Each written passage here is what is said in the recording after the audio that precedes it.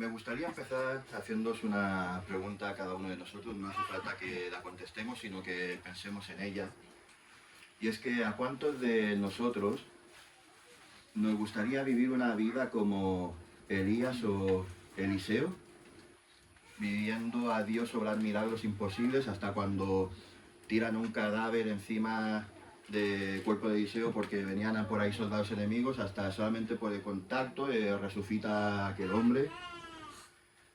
Ven ríos abrirse, ven un torbellino como eleva a Elías, ven cantidad de milagros como cae fuego del cielo y se enciende el holocausto. ¿A cuántos de nosotros o de vosotras en este caso nos gustaría ser como Débora, liderando con valentía cuando nadie más se atreve? Como Ruth, siendo un ejemplo de fidelidad y de ese Cristo a través del ejemplo de cada una de ellas, y cómo esa mujer Ruth es fiel en medio de la incertidumbre y en las peores circunstancias, cuando una viuda era el peor repudio posible en aquella sociedad, que no había ni seguridad social, ni pensiones, ni nada de ello. ¿A cuántos nos gustaría ser como María, diciendo sí al propósito de Dios, aunque quizá en ese momento no entendía nada en su vida, y como ese sí de María cambió la historia y cambió todo gracias a la venida de Jesús mediante esa mujer? Porque seamos sinceros, todos queremos formar parte de algo grande. Todos queremos que nuestra vida y nuestro paso por este mundo cuente y sirva para algo. A todos nos gustaría poder trascender más allá. Y todos queremos o tenemos la ilusión de ver a Dios hacer cosas reales y no solamente leerlas en la Biblia como una historia más. Y voy a empezar diciéndose el final de toda la predicación, y es que la misión de Jesús, que así es como se titula la porción de hoy, es que, como bien se dijo en la película de La Forja, tú y yo seamos fuentes y no desagües, seamos luz en lugar de tinieblas, pan vivo y no podredumbre. Han estado durante 3-4 meses arreglando la fachada de mi casa, de mi edificio, poniéndola bonita. Pero la verdad que tú cuando cruzas la fachada, la escalera da asco, y la gente que vive ahí sigue siendo la misma, no ha cambiado, solamente la parte externa. Han estado poniéndolo bonito, tapando grietas, pintando, pero la estructura interna del edificio también está que de mírame y no me toques. No sé si vais cogiendo la idea. La estructura del edificio es la misma, la fachada es bonita, solamente. Y es que más importante que las buenas obras, más importante que ir a la iglesia, más importante que los sacrificios, más importante que cualquier otra cosa, es la obediencia a la palabra. Porque si tú y yo obedecemos, el cambio viene de dentro hacia afuera. Todo lo demás es solamente fachada. Sé que todos queremos ser llenos del Espíritu, tener poder, hacer milagros, pero todo eso va a empezar a través de la obediencia. Con lo que estamos dispuestos a dar en lugar de recibir. Porque si al final en nuestras vidas obedecemos a Dios, y Dios, para respaldar el mensaje y su obra en nosotros, tiene que hacer obras, tiene que hacer milagros, tienen que ocurrir sanidades, de eso se encargará todo Dios. Nuestro único propósito es obedecer, ni más ni menos. ¿Sí o no? Ya. Amén. Hay un montón de... A mí me gustaba cuando era más niño, edad de Misael y esto, escuchar historias de mis abuelos, y hay cosas que se entendían en ese momento, hay cosas que no se entendían en ese momento, pero con el pasar de los años se ha visto toda la obra completa. Tenían una experiencia con los gitanos, la voy a contar, no sé si se puede, pero me tomo la potestad. Había un niño que... ¿Lo quieres contar tú o no? Bueno, ya lo cuento yo, no pasa nada. Que estaba moribundo, a punto de morir. Oraron por ellos y aquel niño resucitó. estando ya en las últimas, le llamó otro poblado gitano donde ellos hacían obra misionera, fueron a orar por otro niño que estaba enfermo, y aquel niño murió. Y tuvieron que salir huyendo porque os mataban a palos, si no me acuerdo mal. Una experiencia buena, una mala, lo importante, la obediencia a Dios. De resultados se encarga Él. Porque al fin y al cabo, si obedecemos a Dios, todo lo demás va a venir por añadido. Y os voy a ser muy honesto, si no escuchamos este mensaje que el Señor ha hecho que yo prepare, y si es su voluntad, cada una de las palabras que salgan por mi boca serán por obra suya. Si no escuchamos este mensaje y no lo aplicamos y no lo tratamos como nuestro, vamos a ser solamente creyentes más, unos oidores más. Alguien que simpatiza, va a la iglesia, pasa su vida metido en la iglesia, haciendo su vida también diariamente en el mundo sin más, creyendo que lo que vive en su día a día es lo único que hay, pero jamás van a ser cristianos de éxito, jamás serán ganadores de batallas. Y aunque puede que a esa gente, a esos simpatizantes, a esos que se dicen que son creyentes, puede que les vaya muy bien en esta vida, jamás se van a poder llamar amigos de Dios. Por el contrario, si vamos a asumir este mensaje que os voy a predicar hoy, si lo obedecemos, pasaremos a la acción como discípulos, acercándonos a Jesús, obedeciendo cada uno de sus mandatos, tomando con confianza su promesa de la potestad que nos ha sido delegada y sus promesas de que en estos momentos estaremos sentados con Dios en lugares celestiales. Creeremos a Dios, obedeceremos su llamado y nos será contado por justicia. Seremos hombres y mujeres trascendentes, cristianos exitosos, porque no hemos venido a vivir aquí nuestras vidas, sino a elevar nuestro propósito de vida, que es cumplir la voluntad de Dios en nosotros. Si queremos estar llenos de Dios, si queremos tener esperanzas para nuestra situación en particular, ser alguien grande para la eternidad, vamos a ver cómo llegar a ello a través de una relación diaria con Dios, a través de la obediencia hacia Él y hacia su palabra. Debemos de ser discípulos y maestros obedientes.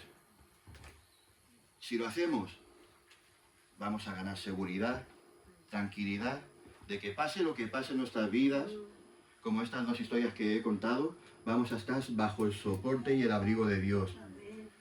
Creceremos en nuestra vida cristiana, arrebataremos almas de la condenación eterna, seremos partícipes del milagro de esas nuevas personas que han nacido de nuevo.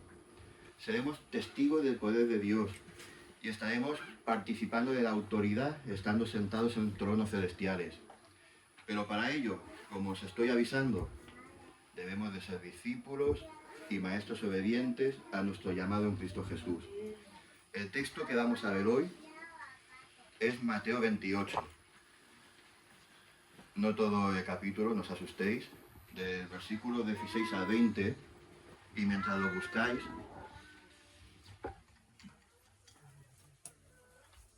Mateo 28, 16, 20.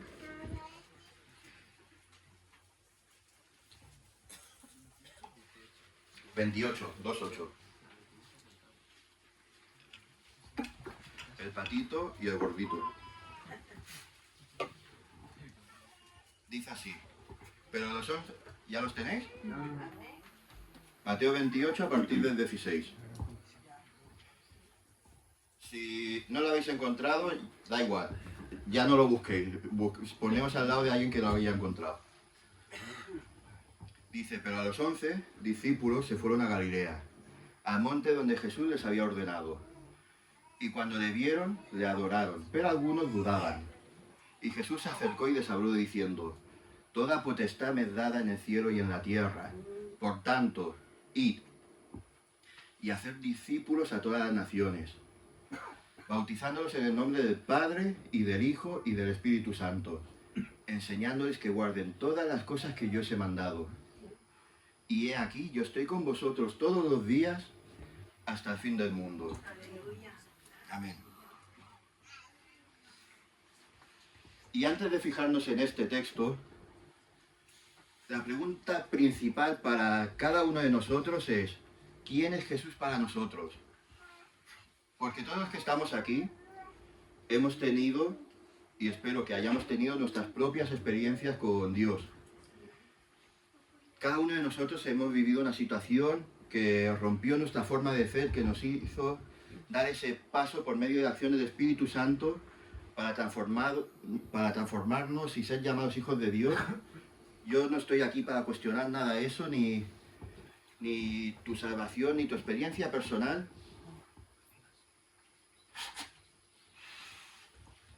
Solo contéstate ahora la siguiente pregunta. ¿Quién es Jesús para cada uno de nosotros? Y una pregunta más allá es, ¿conocemos a Jesús íntimamente? Porque todo empieza con una llamada a la acción. En el texto dice, pero los 11 discípulos se fueron a Galilea, al monte donde Jesús les había ordenado. Esa es la llamada a la acción, y esa acción de los discípulos parte de la experiencia que habían tenido con Jesús. Ellos le conocieron, y esta llamada a la acción demuestra que también le creyeron. Los discípulos no son diferentes a cada uno de nosotros.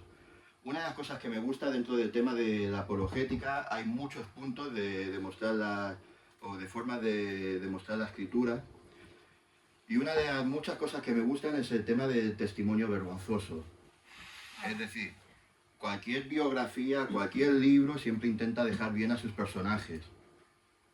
La Biblia no, la Biblia te cuenta cómo fueron cada uno de ellos. Tienes a un David que andaba que era conforme al corazón de Dios, pero tampoco se cortan un pelo cuando dicen, ahora te has convertido en un adúltero y un asesino. Con los discípulos pasa igual. Los discípulos habían mentido, los discípulos habían abandonado a Jesús cuando Jesús ya estaba en la peor situación posible. Pedro niega no solamente una vez, sino 2 veces, sino 3 veces a Jesús. Eran vengativos. Juan y su hermano dicen, mira, esa ciudad no nos recibe. Manda como hijo de Dios que descienda fuego y que se quemen todos y se destruyan. Eran impulsivos, pero a través de esa relación con Jesús, sus vidas cambiaron. Pasaron de esconderse a, como veremos, predicar delante de más de 3.000 personas. Por eso la primera cuestión de todo es,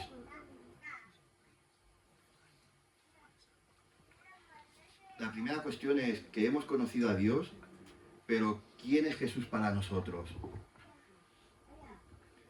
Porque si Jesús es el todo en nuestra vida y lo creemos, debería ocupar siempre el primer lugar en nuestro día a día.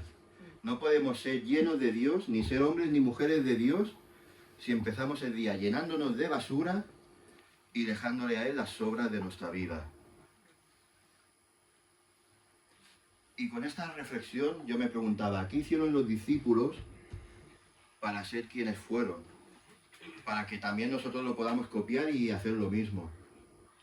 Porque los discípulos conocieron a Jesús como lo hemos conocido nosotros, pero además es que los discípulos obedecieron a Jesús. Y aquí el primer punto es obediencia, adoración y duda, que es lo siguiente que vamos a ver. El monte en la Biblia siempre es el lugar que representa 2 cosas, la dificultad y la relación personal entre Dios y el hombre. A Abraham se le pone a prueba llevando a Isaac a la montaña y ahí se encuentra ese cordero preparado para el sacrificio. Moisés en el Sinaí es donde tiene ese encuentro con Dios. Elías, Jesús subía al monte a orar, a tener ese encuentro también con Dios. Ahí es donde sucede también el episodio de la transfiguración. El monte no es un camino fácil. El monte cuesta. Que no haya pillado juego de palabras. Es que todo lo bueno de esta vida requiere esfuerzo y obediencia. Si queremos ser cristianos exitosos, es lo que decía, no hay que hacer grandes obras, no hay que hacer grandes sacrificios, no hacen falta oraciones elocuentes para Dios, todo eso es fachada. Si queremos ser cristianos exitosos, mejor hagamos esto, obedecer. Ellos conocieron a Jesús como nosotros, lo vieron morir. Durante 3 días Jesús para ellos estaba en una tumba, pero aún así lo obedecieron y llegaron al monte y se esforzaron para cumplir lo que Jesús les había dicho. Y aquí es cuando encuentran en el monte a Jesús. Y dice así, cuando le vieron, le adoraron, pero algunos dudaban. Y Jesús se acercó y les habló diciendo, toda potestad me es dada en el cielo y la tierra. Los discípulos eran hombres comunes y corrientes. Y como es normal, tuvieron 2 reacciones. Uno nos dice que empezaban a adorar y otros se nos dice la escritura que dudaban. Es normal, lo habían visto morir, lo habían enterrado y ahora estaba de pie ante ellos. Y muchas veces ante las cosas de Dios, a nosotros en nuestra vida nos pasa igual. Lo conocemos y muchas veces o adoramos o dudamos. Hay muchas veces que no entendemos el porqué de nuestras situaciones, no entendemos por qué esos problemas, esas situaciones complicadas o esos cacaos que muchas veces nos metemos ahí nos pasan a nosotros. He visto y escuchado yo en mi vida personal problemas de muchas personas y con crisis que viven, con situaciones tremendas, y la solución siempre es la misma: confiar en Dios y ponerlo en primer lugar en su vida. Víctor Coopers, que es un conferencista, algunos lo conocerán, otros no, que yo sepa no es cristiano, pero tiene una frase que a mí me gusta mucho y es: lo más importante en esta vida es que lo más importante sea lo más importante. Es fácil, la recordaréis por toda la vida ya, pero si pensáis en ella, es brutal. Muchas veces estamos que si ocupados 100% en el trabajo para dar una buena educación, para tener una buena vida con la familia, y muchas veces cuando nos damos cuenta ya nos hemos jubilado, los hijos ni nos conocen y la mujer dice, ¿y este que entra por la puerta quién es? Estamos ocupados para... No, necesito ahora estudiar mucho para así el día de mañana poder tener tiempo libre para mi ministerio. Te tropiezas, te caes, te atropella un autobús y el ministerio, ¿para cuándo? Hay muchas situaciones complicadas. Es duro cuando el matrimonio cae, cuando has perdido un hijo, una hija, cuando te has quedado sin trabajo. Pero si ponemos a Jesús en el primer lugar de nuestra vida, si hacemos que lo más importante en nuestra vida sea lo más importante, van a venir tormentas, van a venir tifones, huracanes, van a venir olas monstruosas. Pero si hemos puesto a Jesús como capitán de nuestro barco, sabemos que nuestro barco jamás se va a hundir. Recordemos lo que estamos viendo hasta aquí. Hemos visto que quién es Jesús para nosotros. Hemos visto que el primer paso para tomar la acción es la obediencia. Hemos visto por encima 2 reacciones, la adoración y la duda. Y ahora veremos cómo se responde a estas preguntas, no por lo que creemos, sino por lo que dice Jesús. Y Jesús se les acercó y les habló diciendo, toda potestad me es dada en el cielo y en la tierra. Y sí, y antes de sus palabras, vamos a quedarnos con la acción de Jesús. Y Jesús se acercó. Este es el principio de todo lo importante. Da igual si estabas obedeciendo y adorabas, da igual si estabas dudando, da igual si tenías miedo, da igual cómo sea tu vida, que Jesús se ha acercado a cada uno de nosotros. A los que creyeron y obedecieron, Jesús se les acercó a ellos. Y es que muchas veces vivimos con inseguridad, vivimos con dudas. Pensamos equivocadamente que Dios está lejos de nuestras vidas, cuando realmente no es así. Queremos tener la certeza de que somos sus hijos, la seguridad de que vamos a estar bien. Creamos y obedezcamos. Y comprobaremos cómo Dios es cercano en cada momento. En Romanos 4, del 3 al 5, dice lo siguiente, porque ¿qué dice la Escritura? Creyó Abraham a Dios y le fue contado por justicia. pero al que obra no se le cuenta el salario como gracia, sino como deuda. Mas a que no obra, sino que en aquel que justifica al impío, su fe le es contada por justicia. Es decir, mientras las buenas obras solo sacian nuestro ego, nuestra obediencia hacia Dios es lo que demuestra nuestra fe. Ahora el pasaje nos cuenta lo siguiente, después de que Jesús se nos acerca a cada uno de nosotros. Toda potestad me es dada en el cielo y en la tierra. Y esto nosotros lo entendemos un poquito a medias, pero en la Roma del primer siglo lo entendían mejor que nosotros perfectamente. Muchas veces olvidamos que la Biblia, cuando la leemos, es un libro histórico. Hay partes que se han escrito hace 4000 años, otras hace 2000 años, y nosotros muchas veces la leemos con la perspectiva y la experiencia de alguien que tiene móvil, ordenador, casa y coche. En aquella época no había nada de eso. Ya con el castellano pasa lo mismo. Ya no se dice Allende. ¿Alguien sabe lo que significa? Allende. Mi casa está allende de la tuya, mi casa está al lado de la tuya. Es castellano antiguo, pero no antiguo de hace 500 años, hace 100 años solamente. Antes, cuando se hablaba del amor sacrificial, si cogéis la Reina Valera de la antigua, la anterior a 1960, en Corintios 13, no habla del amor, habla de la caridad. ¿Por qué? Porque la caridad es un amor desinteresado. Ahora te entendemos por caridad todo lo contrario, alguien que da las obras de lo que tiene. El vocabulario cambia. En este texto también tenemos que tener esa mentalidad, y muchas veces cuando leemos la escritura hay que hacer un poquito de trabajo. No hace falta investigar ni ir a los originales, solamente un poquito de decir, vale, ¿esto qué significaba para ellos? Y una vez tengamos lo que significaba para ellos, ¿qué nos quiere decir a nosotros ahora? Pues con la palabra de autoridad o potestad, que parecen sinónimas, en la Roma del primer siglo no eran sinónimas.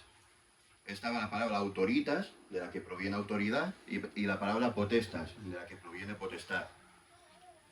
Autoritas no dependía de ningún cargo, no dependía de alguien que había dado una capacidad sobre nadie, sino era la persona misma que se convertía en una autoridad moral, en una autoridad espiritual sobre otra persona. Es decir, era una autoridad que la gente escogía libremente.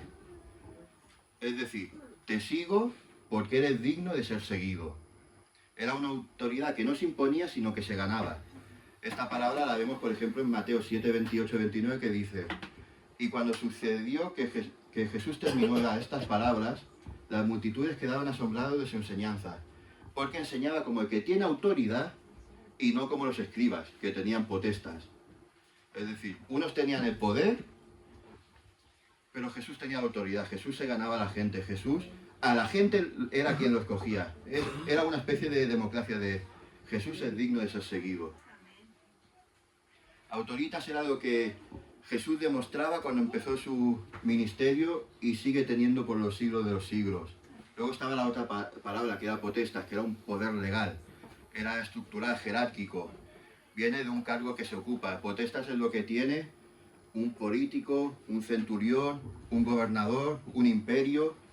Es algo que se impone desde fuera y tú me obedeces a mí porque yo tengo poder sobre ti. Y se respalda con leyes, con fuerza y con castigo. Un ejemplo, Poncio Pilato tenía poder para condenar o liberar a la gente. Pero aún así, Poncio Pilato estaba vacío de toda verdad. Porque hay gente con poder pero sin autoridad, y hay gente con autoridad y sin poder. Y Jesús tiene toda autoridad. Toda autoridad me es dada en el cielo y la tierra. Y aquí no está hablando solamente de poder potestas, sino que está reclamando ambas cosas a la vez. Jesús tiene potestas porque Dios le ha dado todo dominio sobre cielo y tierra, y tiene autoritas, tiene legitimidad absoluta como hijo de Dios. Jesús no solo puede mandar, sino que tiene derecho a hacerlo. A Jesús le ha sido dada toda autoridad sobre el cielo. Donde está el trono de Dios, donde está el mundo espiritual, tiene autoridad sobre las tinieblas. Y muchas veces cuando pensamos en el mundo de las tinieblas, en Satanás, muchas veces nos equivocamos y ponemos como Dios es Dios bueno, Satanás es Dios malo. No. Satanás es un ángel caído, Satanás es creación y Satanás no le llega a los pies a Jesús. Es el enemigo, viene a engañar, matar y destruir, pero no es nadie igual a Dios. Y eso Él lo sabe. A Jesús se le ha dado toda potestad también sobre la tierra, sobre el clima, sobre las personas, sobre las crisis, sobre la creación, sobre el sol, luna, estrellas, sobre los animales. Acordémonos, Filipenses 2, del 8 al 11. En la versión de la Biblia textual dice: y hallándose en condición de hombre se humilló a sí mismo, al hacerse obediente hasta la muerte y muerte de cruz. Por lo tanto, Dios también lo exaltó hasta lo sumo y le dio el nombre que es sobre todo nombre, para que en el nombre de Jesús se doble toda rodilla a los que están en los cielos, en la tierra y debajo de ella, y toda lengua confiese que Jesucristo es el Señor, para gloria de Dios Padre. Amén. ¿No es maravilloso saber que Dios tiene control sobre todo? Y no solo eso, sino que nosotros sin merecer ninguna autoridad, nosotros sin tener derecho de potestad alguna absoluta, mirad lo que dice Juan 1, de 2 a 13. Pero a los que lo recibieron, a los que creen en su nombre se les dio potestad, no autoritas, porque no nos lo hemos ganado, se nos dio potestad, una autoridad delegada de ser llamados hijos de Dios, los cuales no nacieron de sangre ni de voluntad de carne, ni de voluntad de varón, sino de Dios. Amén. Volvamos al tema de antes. Hemos visto que hay que creer y que creer implica conocimiento y relación. Hebreos 11:6. Pero sin fe es imposible agradar a Dios, porque es necesario que el que se acerca a Dios crea que existe y que es galardonador de los que le buscan. Hemos visto lo que implica obedecer. Implica certeza, implica confianza, porque nadie va a obedecer ni creer en mentiras. Hemos visto autoritas y potestas. Hemos visto brevemente qué es cada esa de las cosas. Y ahora vamos a ver la parte importante del sermón de hoy, que es la misión de Jesús. En la introducción ya se os ha avanzado lo que vais a ver. Ahora vamos a profundizar un poco más en ella. Y es que, en primer lugar, se nos da un verbo en imperativo. Se nos dice id. Es decir, no hay lugar para otras opciones, no hay lugar para otras cuestiones. Jesús, a quien le ha sido dada toda autoridad y toda potestad sobre el universo visible e invisible, nos dice id.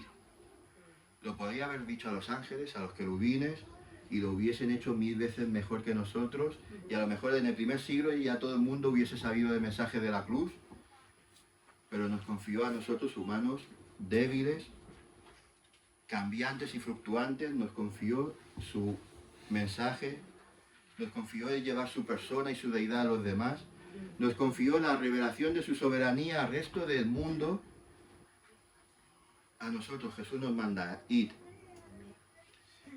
David Livingstone, os voy a decir más o menos quién es, fue un médico misionero protestante y explorador escocés que es célebre por sus viajes en África, y su labor combinó la exploración geográfica también con la lucha en contra de la esclavitud, y también expandía el cristianismo. Estamos hablando de 1813 a 1873. A ese atribuye el descubrimiento de las cataratas Victoria.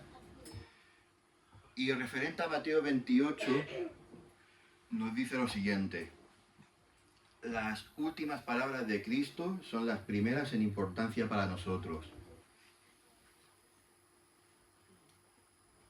Tremendo ese resumen. Y aquí vamos a ver 4 puntos. El primero es el discipulado. ¿Cuál es el objetivo de id? Los corazones de los hombres. Ahí donde haya un alma, ahí donde haya alguien que no conozca el mensaje de Jesús, esa es nuestra misión. Hacer discípulos a toda nación. Y no se trata de que crean, no se trata de que sepan, sino que se trata de discipular.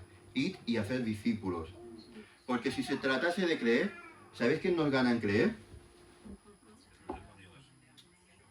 demonios. La Biblia nos dice que los demonios creen y los sinvergüenzas encima tiemblan. Nosotros creemos y a la que nos descuidamos ya estamos fallando, dando la espalda, escupiendo en la cruz y pecando. Nos ganan de goleada.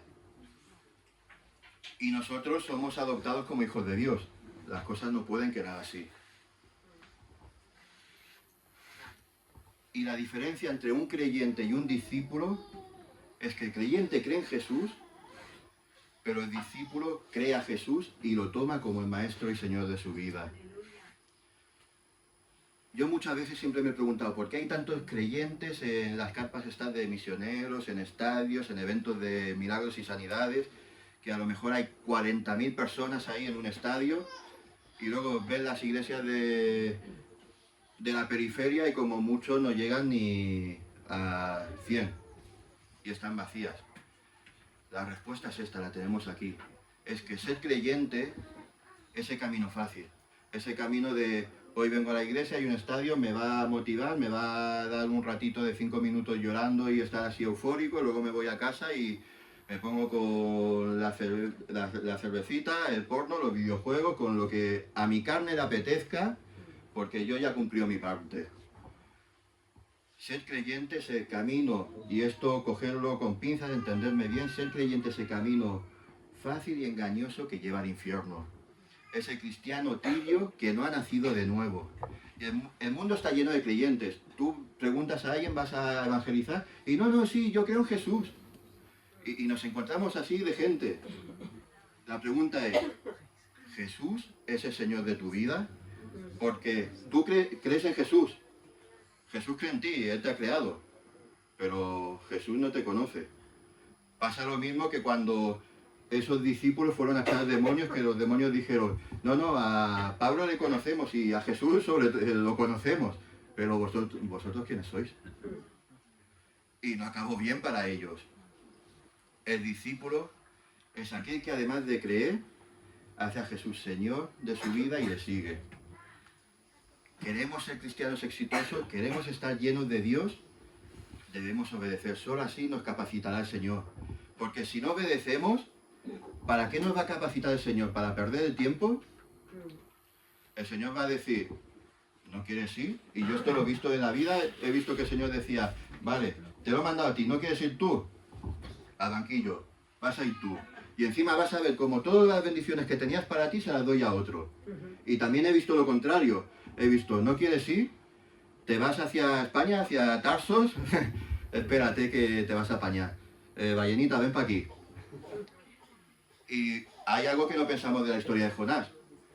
Jonás se va. ¿Dónde le dice Dios que vaya? A Nínive. 200 kilómetros hacia el interior, o más. ¿Dónde se va? Hacia el mar. Hacia dirección España, Andalucía. ¿Dónde acaba?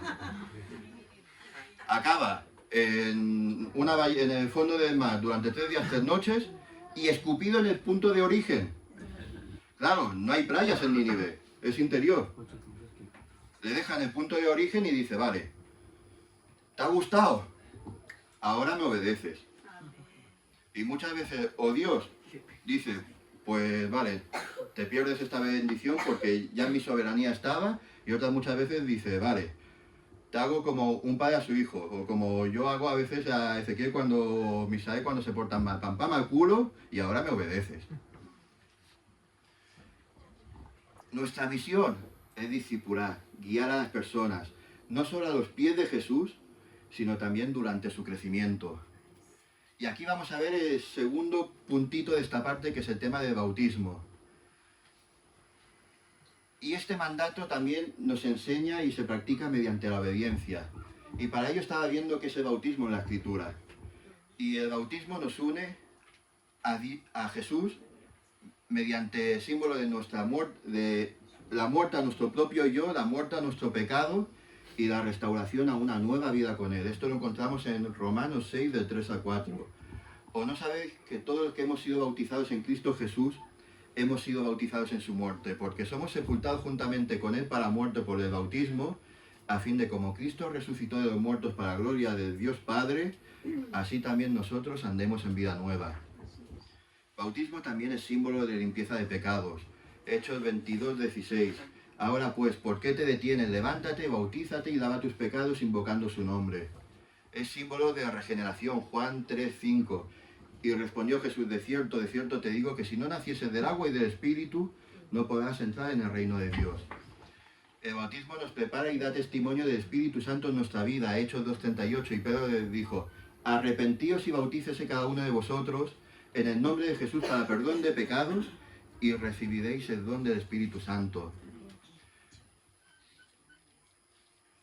Hechos 2:38. Luego, si hace falta, os pasaré las predicaciones, no os preocupéis. El bautismo también nos une al cuerpo de Cristo, nos une a la Iglesia, 1 Corintios 12:13. Porque por un solo Espíritu hemos sido todos bautizados en un cuerpo, sean judíos o griegos, esclavos o libres, a todos se nos dio a beber de un mismo Espíritu. El bautismo es una profecía de nuestra resurrección. Segunda de Colosenses 2:12. Sepultados en él, en el bautismo, en el cual fuisteis también resucitados con él mediante la fe en el poder de Dios que levantó de los muertos. Esto es lo que más me ha chocado a mí, que también es el compromiso de una buena conciencia ante Dios. Esto muchas veces cuando nos bautizamos no se nos explica, pero es el compromiso de adquirir una buena conciencia ante Dios. 1 de Pedro 3, 21 a 22.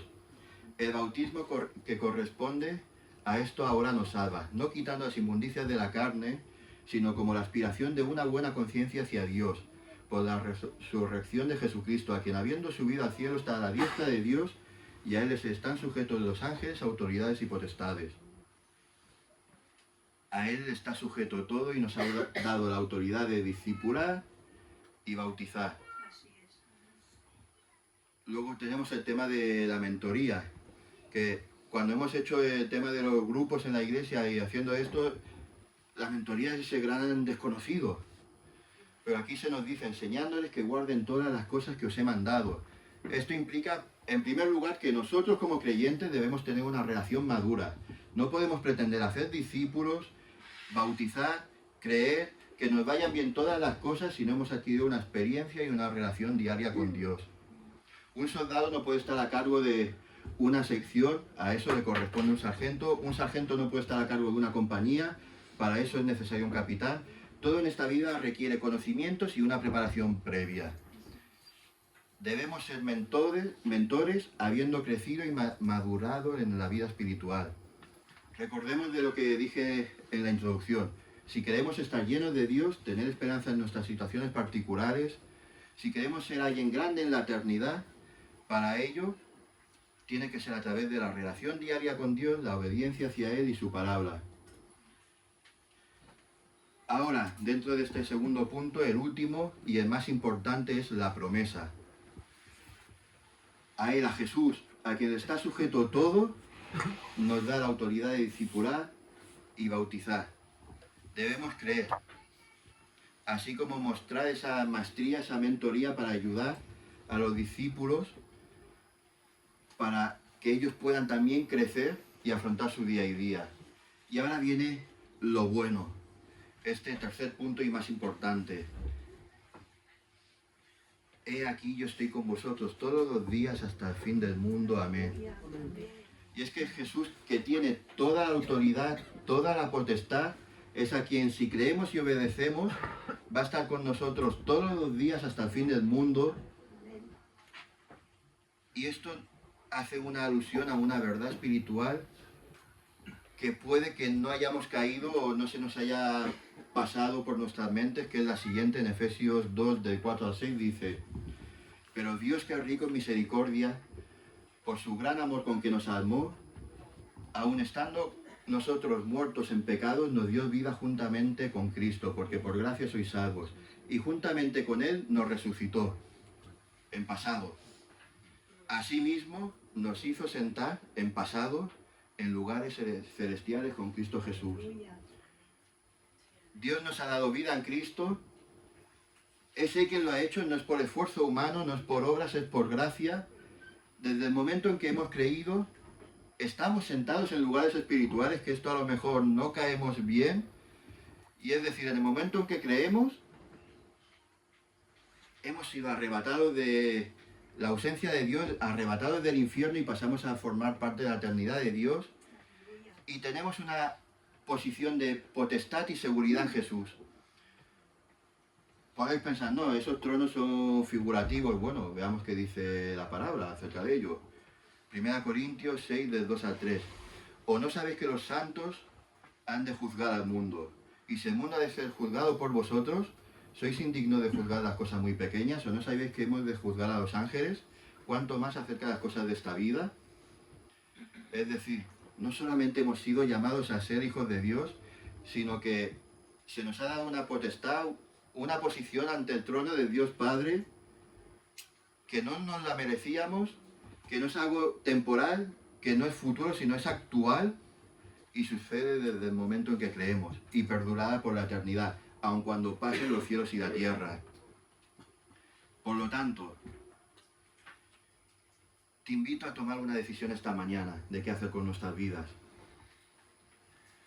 Si no quieres escuchar este mensaje, si solamente quieres ser un creyente, como los demonios, unos oidores que simpatizan y luego hacen su vida en el mundo sin más, creyendo que tu día a día es lo único que existe, te da igual ser un cristiano de éxito, jamás vas a ser un ganador de batallas, aunque te vaya muy bien en esta vida, acuérdate que jamás serás amigo de Dios, jamás vas a conocer a Dios. Por el contrario, si queremos asumir este mensaje, debemos pasar a la acción como auténticos discípulos, acercándonos a Jesús, obedeciendo sus mandatos, tomando con confianza sus promesas. ¿Qué pensamos? Que las palabras de Jesús, las oraciones de Jesús ante el Padre, como vimos ayer, no son contestadas por el Padre. Si Jesús nos dice que nos ha dado autoridad, que nos ha dado potestad, que el Padre nos guarda, ¿por qué vamos a dudar? Tenemos una potestad que nos ha sido delegada, tenemos sus promesas de que en estos momentos estamos sentados ya viviendo de esa eternidad con Dios. Creeremos y obedecemos a Dios y nos será contado por justicia. Seremos hombres y mujeres trascendentes y cristianos exitosos porque no estaremos viviendo nuestras vidas, sino que nuestro propósito será cumplir la voluntad de Dios. Charles Spurgeon, muchos lo conocen, por si acaso no hay alguien que esté despistado. Nació en 1834, murió en 1892, fue un predicador bautista británico conocido como el príncipe de los predicadores. Su elocuencia y celo evangelístico y defensa del cristianismo lo convirtió en una de las figuras más influentes de la época victoriana. Fue un referente desde sus días hasta el día de hoy. Se dice que, o se estima que la audiencia total de Spurgeon es aproximadamente de 10 millones de personas durante toda su vida que escucharon sus palabras, y dijo lo siguiente acerca de Mateo 28. Todo cristiano, y oídme bien esto, que yo cuando lo escuché dije, wow, porque yo no me atrevería a decir por mí mismo eso aquí. Spurgeon lo dijo y yo lo cito, pero cuando lo escuchéis, wow. Todo cristiano o es un misionero o es un impostor. Y es que debemos de ser discípulos y maestros obedientes. Si lo hacemos, es que es un win-win. Ganamos seguridad y tranquilidad de que pase lo que pase, estaremos actuando bajo el soporte de Dios. Sea que ocurran milagros, o sea que tengamos que huir porque nos maten, estaremos cumpliendo la palabra de Dios. Creceremos en nuestra vida cristiana, veremos almas como son arrebatadas del infierno. Veremos y seremos partícipes del milagro de ese nuevo nacimiento de las personas a las que le hayamos predicado. Seremos testigos del poder de Dios y estaremos participando de esa autoridad que nos ha sido entregada sin merecerla. Pero debemos de ser discípulos y maestros obedientes a nuestro llamado en Cristo Jesús. Amén. Amén.